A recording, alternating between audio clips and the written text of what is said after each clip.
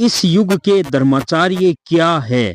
धर्मगुरु, इतिहास व्याख्याता या चारण भाट? 8 मई 1988। समर सदगुरुदेव श्री रामलाल जी सियाग, दादा गुरु ओम श्री गंगानाथ जी योगी। इस समय संसार भर के सभी धर्मों के धर्माचार्यों की एक जैसी ही स्थिति है। सभी लोग पहले के अवतारों, पैगंबरों और संतों का गुणगान करते हैं, उनके द्वारा रचित ग्रंथों का शोध करते हैं, उनकी अलग अलग व्याख्या तर्क, बुद्धि और शब्द जाल के सहारे करते हैं। कुछ उन ग्रंथों को नित्य पाठ करने का उपदेश देते हैं। कईयों ने इन्हें कथा के रूप में अपनाकर जीविका चलाने का सहारा बना लिया है। अधिक चतुर लोगों ने प्रतीक के रूप में विभिन्न प्रकार की अनेक मूर्तियां बनाकर मंदिरों में स्थापित कर ली है और उसको अपनी आजीविका का साधन बना लिया है। प्राय सभी पैगंबरों, अवतारों और संतों का मत्थर गुणगान करके अध्यात्म की शिक्षा दे रहे हैं।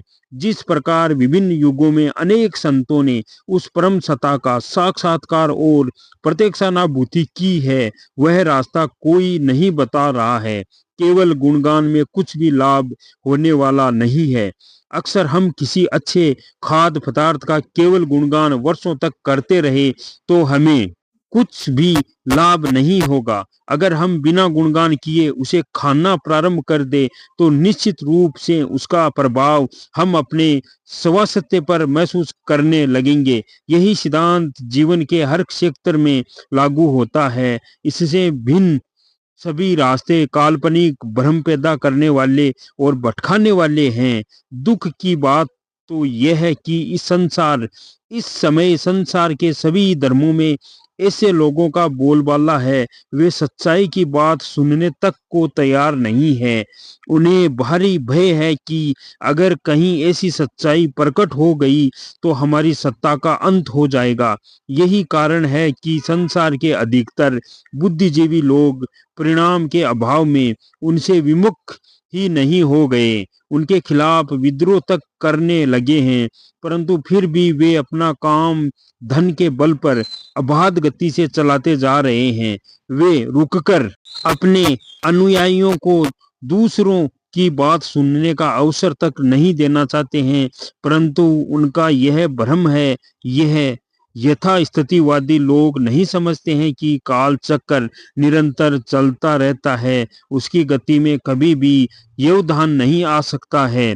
युग परिवर्तन अनादिकाल से होता आया है। काल चक्र ने आज तक कभी प्रभावित हुआ है और न कभी होगा। आदिकाल से हिरण्यकश्यप, रावण और कंस होते आए हैं, परंतु सभी का जो अंत हुआ है वह सर्वविदित है। झूठ और ढोंग का हमेशा ऐसा ही अंत होता है। देव और दानव का युद्ध अनादिकाल से निरंतर चलता आ रहा है। दानव अपनी शक्ति का ऐसा प्रदर्शन करते हैं कि ऐसा लगने लगता है जीत उन्हीं की होगी, परंतु इतिहास साक्षी है, अंतिम विजय सत्य की ही हुई है। उजाला प्रकट होने पर अंधेरा तत्काल भाग जाता है। घोर अंधेरी रात भी सूर्योदय के प्रकाश से जगमगाती उठती है। अंधकार की शक्तियां नहीं चाहती कि प्रकाश हो, परंतु सूर्य अबाध गति से उदय हो रहा है। इसी क्रम से युग परिवर्तन होगा। यह पूर्व निश्चित व्यवस्था है। यह परिवर्तन संसार का कोई भी प्राणी रोकने में असमर्थ है।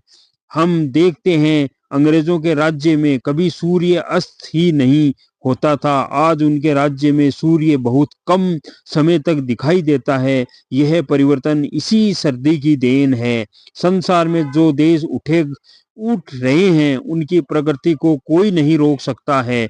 यह ईश्वरीय व्यवस्था है।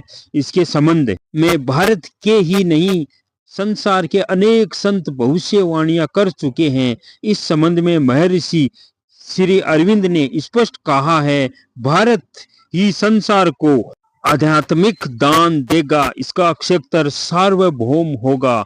यद्यपि केंद्रीय आंदोलन भारत ही करेगा।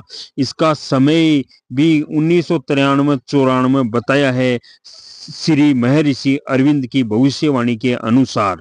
गुरु शियाग सिद्ध योग में आध्यात्मिक मार्ग में केवल सदगुरुदेव के मुख से आपको संजीवनी मंत्र सुनना है। आपका भला हो जाएगा, आपके परिवार का भला हो जाएगा। आप घर में हर प्रकार के काम करते हुए आराधना कर सकते हो, नाम जप कर सकते हो। जो मिलेगा नाम जप से मिलेगा। जय गुरुदेव, जय दादा गुरुदेव।